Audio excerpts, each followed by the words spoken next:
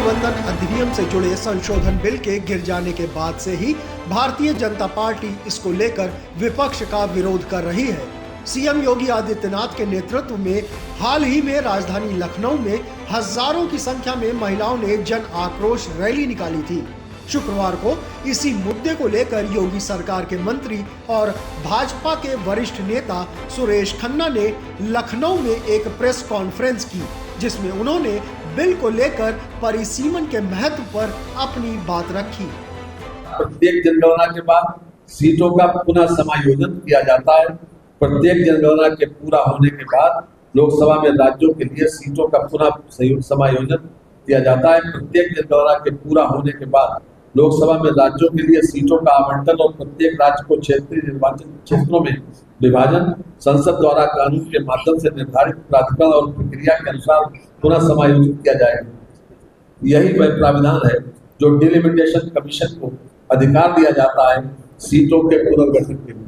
इसी के माध्यम से डिलिमिटेशन जो है वो किया जाता है। परिसीमन का उद्देश्य केवल सीटों की संख्या बढ़ाना नहीं, बल्कि जनसंख्या के अनुपात में संतुलित और समावेशी प्रतिनिधित्व को सुनिश्चित करना है।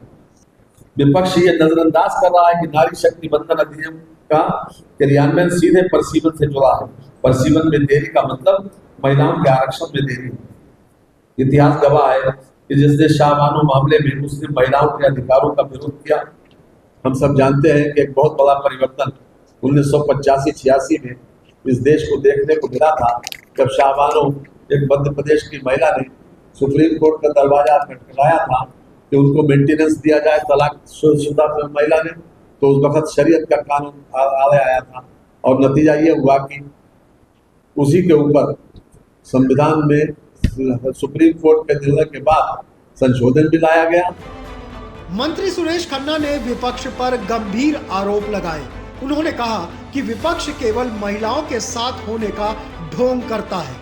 इतना ही नहीं, मीडिया के सवालों के जवाब में उन्होंने पश्चिम बंगाल चुनाव में भाजपा की जीत का विश्वास भी जताया।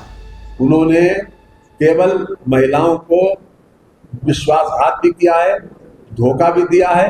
दिखावा चेहरा का तो ये करते हैं कि महिलाओं के समर्थन में, लेकिन वास्तव में उन्हीं के कृत्य की वजह से। नहीं तो 2029 का चुनाव अगर ये पास हो जाता तो 2029 में जो चुनाव लोकसभा का प्रस्तावित है उसमें महिलाओं की संख्या 74 आज है, 272 होती, क्योंकि महिलाओं को जिस प्रकार से आरक्षण की व्यवस्था दी जा रही है। आप 4 तारीख का इंतजार करिए। निश्चित रूप से पश्चिम बंगाल में बहुत बड़े पैमाने पर आज पहली बार आज़ादी के बाद इतने बड़े मात्रा में मतदान हुआ है। और मैं समझता हूँ कि जितने भी संवैधानिक संस्थाएं हैं सबने उन लोगों को बधाई दी है, उन मतदाताओं को बधाई दी है कि जो इतने बड़े पैमाने पर मतदान किया। और आगे भी निश्चित रूप से एनडीए की जीत वहां पर होगी। महिला आरक्षण से संबंधित बिल पर घमासान जारी है।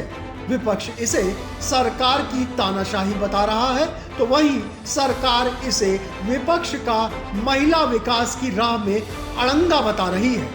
देखना दिलचस्प होगा कि ये मुद्दा अभी और कितनी दूर तक खींचा जाएगा।